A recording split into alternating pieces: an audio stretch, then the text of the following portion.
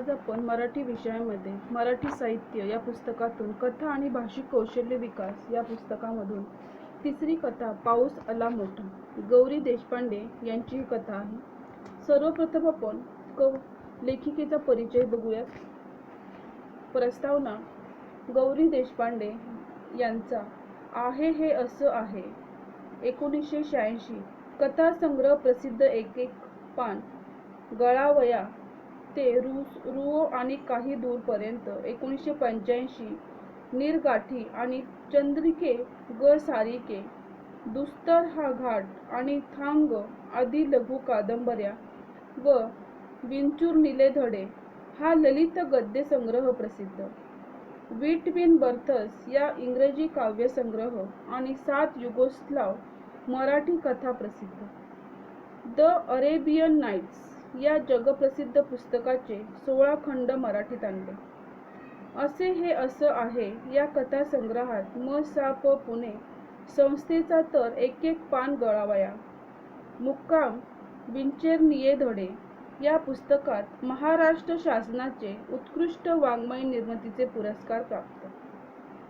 श्री स्वातंत्र्य भारतीय श्री प्रतिमेचे पुनर्चित्रण रोमॅन्टिसिझम व्यक्ती व्यक्तीमधील परस्पर संबंध हे त्यांच्या लेखनाचे ठळक वैशिष्ट्य आहे.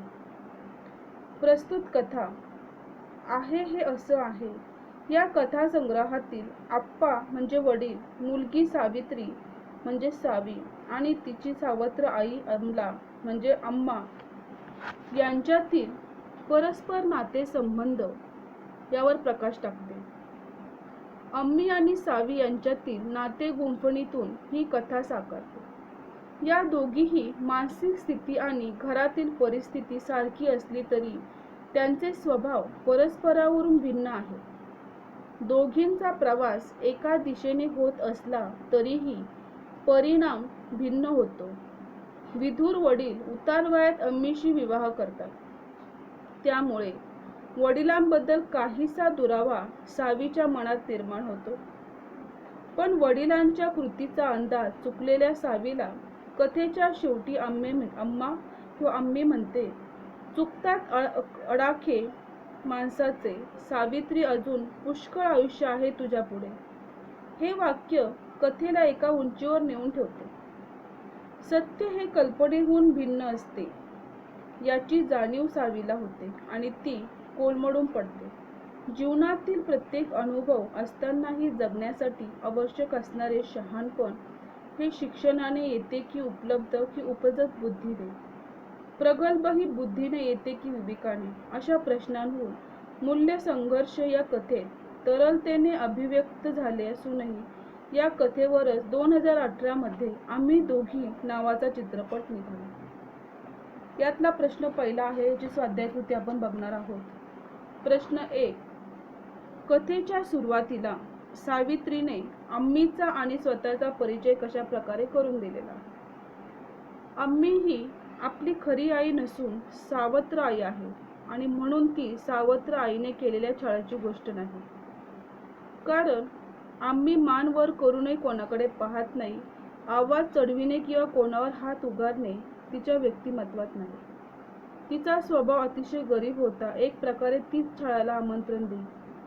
आप्पांनी म्हणजे सावित्रीच्या वडिलांनी अम्मीशी म्हणजे अमलाशी लग्न केले तेव्हा सावित्री 13-14 वर्षाची.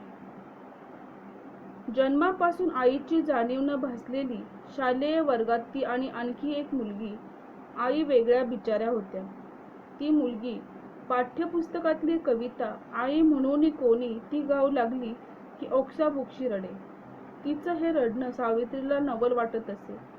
तेव्हा इतर मुलींनी हिणवू नये म्हणून सावित्री रडायचे सोंग करत असे. पुढे पुढे या ड्रॅमॅटिक प्रकार वर्षातून 3-4 वेळा करावा लागत असे. त्यामुळे सावित्रीने रडायचे सोंग सोडले तरीही लोक विनाकारण सावित्रीबद्दल कणव निर्माण करत असे. आप्पांची नोकरी फिरतीची. पुष्कळ पैसा मिळे. घरी नोकर चाकर, त्यांचे सेक्रेटरी, शोफर, स्वयंपाकीण असे. घरात सर्वजण असल्याने सावित्रीला कधीही एकटेपणा वाटला नाही. किंवा तसा विचार करायला तिला वेळही मिळाला नाही की मला आई नाही आहे किंवा मला सावत्र आई आहे, घरात कोणी नाही, असं तिला एकटेपणा कधी वाटलाच नाही.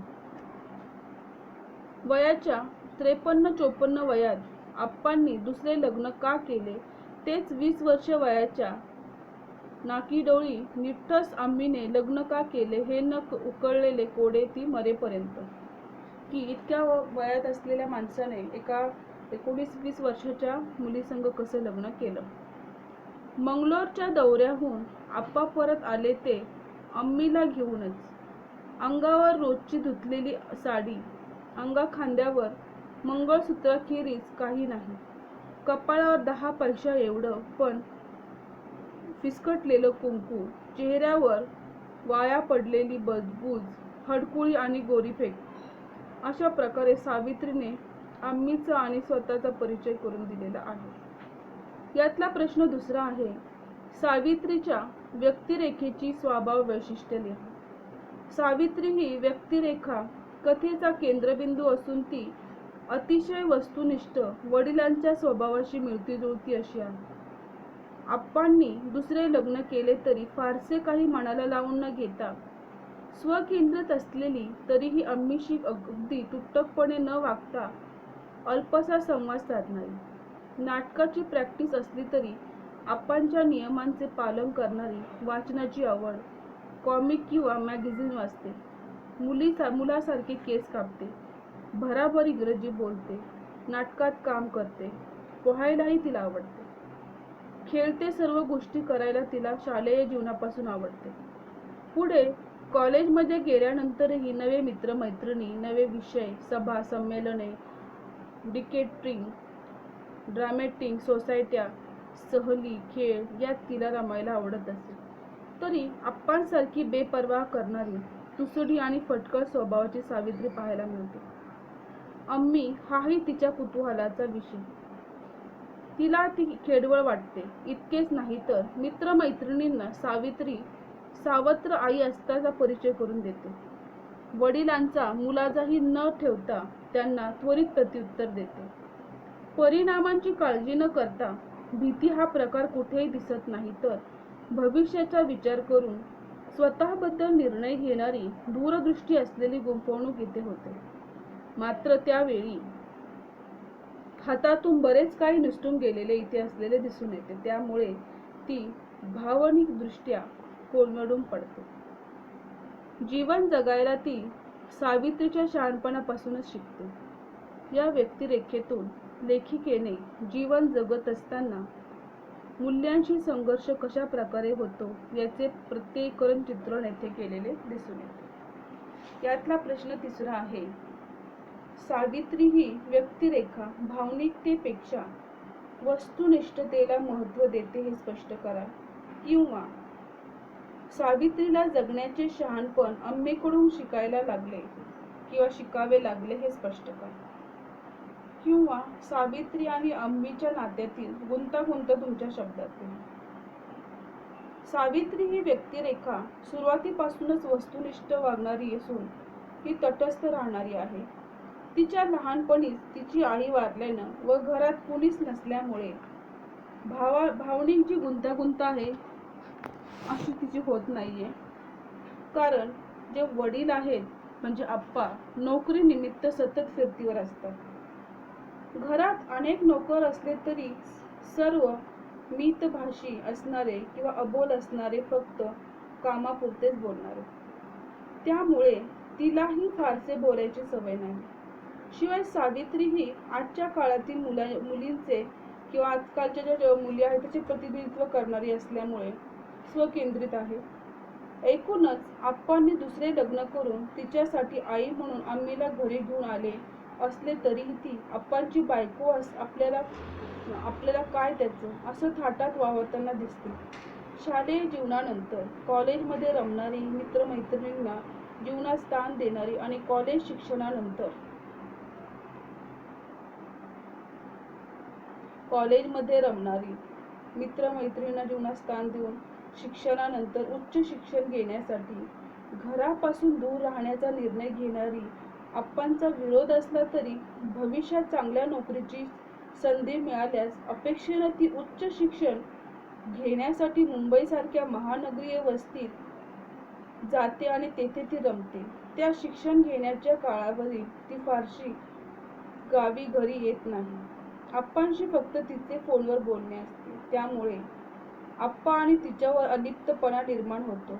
हा अलिप्तपणा असला तरी ती न घाबरता 45 ते 50 वय हे धोक्याचे वर्ष असतात हे सांगायला विसरत नाही. पुढे आप्पा निवर्तल्यावर जी बातमी आम्ही ही धोक्याची वर्षे असतात कळल्यावर जी बातमी तेव्हा तिला खूप वाईट वाटते की बाहेर जेवण्यासाठी जातांचा बेत रद्द करते. ऑफिसला येणार नसल्याचे सांगून 2-3 दिवसांची रजा टाकते. आम्ही तिला या सर्व वस्तुनिष्ठ सांगितल्यानंतर तिच्याकडे राहते. तेव्हा हळूहळू आम्ही काही गोष्ट वस्तुनिष्ठतेच्या पलीकडच्या तिला सांगते असं सावी त्या गोष्टीतून समजून घेते. 20 वर्षाची झालेली असली तरी तिने आप्पांशी लग्न का केले याचे उत्तर आम्हीकडून तिला कळते आणि ती आम्हीकडे भावनिकतेच्या पातळीवर गुंतून जाते. परंतु वेळ निघून गेलेली असते. आम्हीला ल्युकेमिया झाल्याने डॉक्टर सांगतात. काही दिवसांसाठीच आम्हीचा सहवास तिला मिळणारा असतं तरी तिला एक दिवस सोडून जग सोडून जावंच लागणार असते. आप्पा निवर्तलेले तेव्हा आजही डिनर डेट रद्द इतकेच झाले. मात्र आम्हीमुळे तिला जीवनाचा खरा अर्थ समजतो. मात्र आम्ही तिला सोडून निघून जाते त्यावेळी सावित्री एकाकी पडते. कधी न शांत होणाऱ्या जीवाच्या दुःखानं ती आकांत मांडते. अशा प्रकारे सावित्री आणि आम्हीच्या नात्यातील गुंतवणूक भावनिक पातळीवर जाऊन तितके संवेदनशील बनलेली दिसून येते.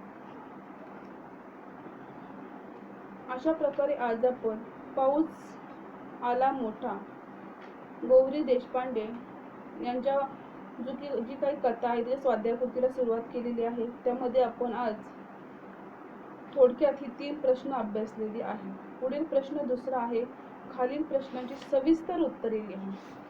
ह्या प्रश्नांची उत्तरे जी आहेत ती आपण पुढील भागामध्ये बघणार आहोत. धन्यवाद.